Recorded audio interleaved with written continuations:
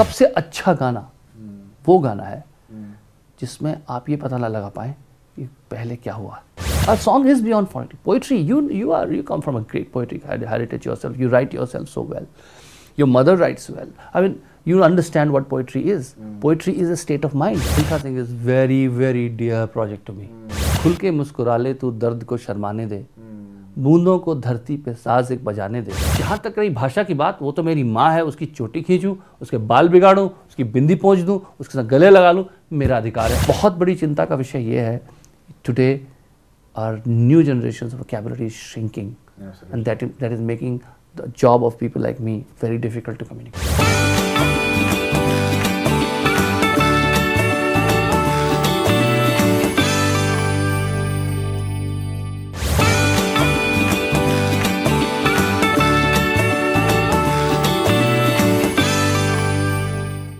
आपने अभी जिक्र किया खून चला का रंग दे बसंती से ना, you know one of the factors by that song works a lot is that कहीं ना कहीं लफ्ज जो है वो समझ में आते हैं. You know the music is not overpowering, ढिक चिक करके उसमें एक वो नहीं है. एंड आई थिंक इसी तरीके गाने जो हैं, अभी तलाश के रिसेंटली गाने सामने आए हैं and Shabana Azmi had said later once the movie came out that बहुत दिनों के बाद ऐसा हुआ है कि दैट लफ्ज जो है वो समझ में आ रहे हैं. यू नो कहीं ना कहीं म्यूजिक डोमिनेट करती है. How important is in today's context that we should be having compositions which are more maybe lyric dominated as such? See, I think I have great respect for music directors who do great work. Now it is not about outshining each other. जी. It is not about tune बड़ी है कि lyrics बड़ा है, ऐसा कुछ नहीं है. Song सबसे अच्छा गाना वो गाना है जिसमें आप ये पता ना लगा पाए कि पहले क्या हुआ. A great song is the song which does not allow you to see the skeleton of it. It is an entity in itself. You would never know what came first. Right. That's a great combination between the music director and the writer, that it just becomes one. And also the great music directors have great quality of restraint. I've been fortunate to work with some of the great music directors. But there are still some people who probably do not understand the meaning of words. Right. They have nothing to do with poetry. Sound ठीक नहीं कर रहा है, बस इसी पे अटक जाता है. That is not the right approach towards it. No. A song is beyond phonics. Poetry, you come from a great poetic heritage yourself. You write yourself so well. Your mother writes well. I mean, you understand what poetry is. Poetry is a state of mind. Poetry expresses the truth of that time. If you want to study any era, people do, historians do, you know, people who do anthropology करते हैं, वो लोग करते हैं. They go into the poetry of that era and study the poetry to deconstruct that era. Absolutely. Was still, I mean, people were talking about eroticism in poetry, and I happened to read poetry from 8th century. There's a collection of Sanskrit poetry called Amara Shatakam. Now, if you read that, that is a very, very explicit in writing. So explicit writing was very much part of our culture. But how they did it, what the balance was, what the fine, Sanskrit was a very evolved language. The balance, the meter, the tightness of it is brilliant.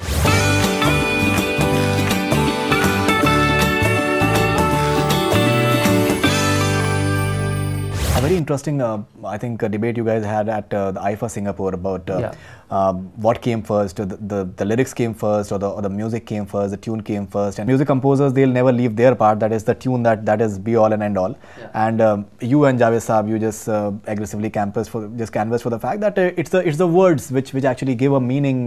What is your take on it finally now? Do you think somewhere that... मैं इस चीज़ को explain करता हूँ. Sometimes I tell our musician friends who are very talented that अगर glass आप बनाते हैं तो शराब हम बनाते हैं. तो the content जो उसमें जाता है वो हम बनाते हैं. कंटेनर आप बनाते हैं, उसके बिना, वो कंटेनर के बिना वो बिखर सकता है, पर आप उसका कंटेनर बनाते हैं जिसमें वो थॉट में हम पेश कर पाते लोगों के सामने. एक तरह से और मैं इसको एक्सप्लेन करता हूँ कि जब आप कोई गाना सुनते हैं तो उसका instant appeal comes from its music. Instantly I liked it. उसकी longevity comes from its thought. It's poetry. Right. Poetry is a form which requires a little bit of engagement, you know. That's the reason I am against writing or lyrics or poetry which tries to instantly try to gratify you. It's not a job of poetry to instantly gratify you. It has to tiptoe into your consciousness. It has आपके अंदर घर करने की ज़रूरत है. वो आपके अंदर मकान बना ले, आपके अंदर सुरंगें बना ले, आपके साथ धड़कने लगे, आपके साथ जीने लगे, आपके ऑर्गेनिज्म का हिस्सा बन जाए. That is what poetry does. That's the reason when debates happen in parliament or people are discussing things, they invariably start using poetry. Absolutely. Because it becomes part of your thought process. उस time पे आप गाते नहीं हैं कि आप parliament में किसी को गाते नहीं सुनेंगे, सडनली कोई डिबेट चल रहा है, कोई आदमी गाने लगे, वो शायद नहीं होता है. बट आप एक शेर छोड़ देते हैं, एक थॉट आप छोड़ देते हैं, because thought is part of your subconscious, and that's what great poetry does to you.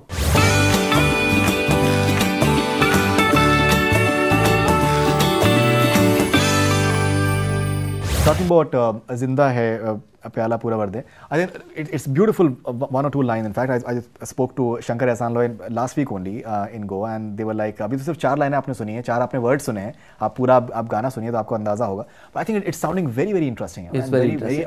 I think जोड़ने वाली एक बात उसके अंदर है. See, Milkha Singh, since you're talking about Milkha Singh is very, very dear project to me. Story, screenplay, dialogues, that's what Karan said that when I said about the lyrics. He said that it's his script, so it's coming naturally to him, so organically. The same thing I felt when I was doing Rang De Basanti. There I was writing dialogues. Here I was writing the whole script. So I had done the research, I had gone and met, and Rakesh and me had bonded so much on this film and brainstormed so much together that I had everything, clear in what I want in the songs in this film, which was exactly the same thing in Rang De Basanti. Every project has to be blessed. I hope it gets blessed and people hear the songs and they like it, and you will tell me, you are connoisseur, so you will tell me. No, absolutely. But how many songs in total in this? 6. 6 songs are there. Yeah. Okay, and when is the music going to be coming out? And a couple of months before the launch. So the launch date we have announced is 12th of July. July, yeah. So yeah, I mean a couple of months before that.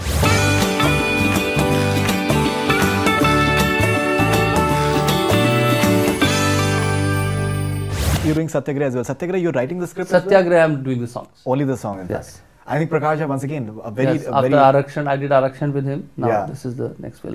Right, and I think even the kind of projects that he chooses, they're not really exactly commercial, but he makes them commercial as well. Prakash is a joy to work with because he chooses subjects where he knows every detail of it.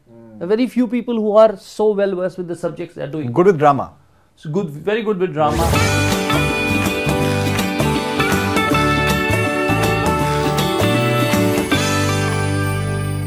What are your plans for promoting this film of yours, this book of yours? Because there are no plans. I will present it to people. The songs they've already heard. There's some of the songs they would have ignored. First of all, I want them to feel which are the ones do you think? Which are the ones do you think? I think फिर मिलेंगे. Beautiful songs. I've always maintained very nice. आप ये line है. खुल के मुस्कुरा ले तू दर्द को शर्माने दे. बूंदों को धरती पे साज एक बजाने दे. झील एक आदत है. तुझी में तो रहती है. झील एक आदत है, तुझी में तो रहती है, और नदी शरारत है, तेरे संग बहती है. उतार गम के मोजे, ज़मीं को गुनगुनाने दे. उतार गम के मोजे, ज़मीं को गुनगुनाने दे. कंकरों को तलवों में गुदगुदी मचाने दे. क्या बात है. अब इस तरह की चीजें जो आपने शायद मिस कर दी हैं. बोलो ना, ये जो गाना इसका है. बोलो ना, खुशबुएं तोलो ना. सन्नाटों की चोटी खींचो, शोर की रौनक लाओ. कांच खामोशी फर्श पे तोड़ो, हल्ला प्यार सजाओ. झील एक आदत है, तुझ में ही तो रहती है, और नदी शरारत है, तेरे संग बहती है. इस तरह के एक्सपेरिमेंट हैं, बिंब हैं, इमेजेस हैं, which people have missed. I also want them to listen to that. ये गाना है, मुझे बहुत पसंद है इसका ब्रेक के बाद. Now the film does not do that well. Our songs suffer. अजब लहर है मेरी पड़ोसी, अजब से छींटे अजब इशारे, है जिंदगी के अजब से रंग ढंग, अजब सी धुन ने मुझे पुकारे. ये प्यास कैसी कि पानियों को करीब से बस मैं बहते देखूं. एंड इस तरह से है उसमें. निशान कल के जो रेत पे थे उन्हें समंदर ने पी लिया है, और एक झोंके ने बांसुरी से गुजर के लम्हों को जी लिया है। क्या बात है, क्या बात है। जिंदगी के जब से रंग ढंग, जब से धन ने मुझे पुकारे।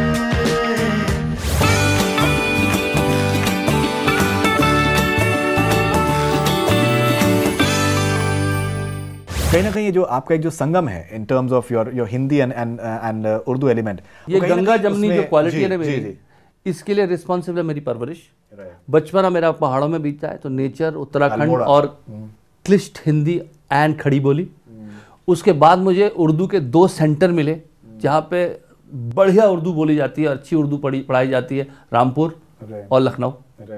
तो आप समझ सकते हैं कि किस तरह का इन्फ्लुएंस। बचपन में मैंने निराला पढ़ा, महादेवी वर्मा पढ़ा, सुमित्रा नंदन पंत मेरी फैमिली से हैं, तो वो सब मैंने पढ़ा।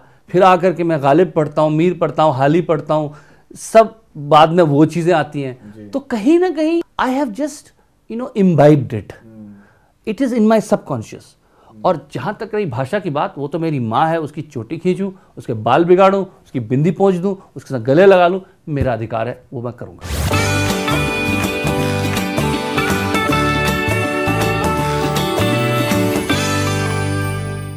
दुष्यंत के बारे में क्या कहना है आपका? एक हिंदी के बहुत आई थिंक इम्पोर्टेंट गजल हिंदी के वो गजल एक कहना सही है या नहीं मुझे पता नहीं, पर जो दुष्यंत साहब की पोइट्री में जो एक इंटेंसिटी है और ऑनेस्टी है वो कमाल है। वो जो कई बार तो मतलब मजा कमाल ही हो जाता है कि मत कहो आकाश में कोहरा घना है, मत कहो आकाश में कोहरा घना है, ये किसी की व्यक्तिगत आलोचना है। क्या बात है। Now, see the kind of word play he does. It's a beautiful, mixture of the language, and that's what we need to understand. That both these languages are, and you कई बार आपको वो शब्द हिंदी में नहीं मिलता है, उर्दू में मिल जाता है। कई बार वो शब्द उर्दू में नहीं मिलता है, हिंदी में मिल जाता है। और वो जब एक संगम आता है, आपकी वोकैबुलरी कितनी बड़ी हो जाती है। बहुत बड़ी चिंता का विषय ये है, today our new generation's vocabulary is shrinking, and that is making the job of people like me very difficult to communicate. Great, we can keep on talking to Prasoon because there's so much to talk about, but he has to go somewhere right now. Wonderful to have you once again back on Bollywood Hungama, Prasoon, and all the best wishes for this book of yours, Sunshine Lanes, and looking forward to that, and looking forward to Bhag Milka Bhag and Satyagrah and all your future ventures, man. Thank you. That's all we have from Bollywood Hungama. Keep on watching.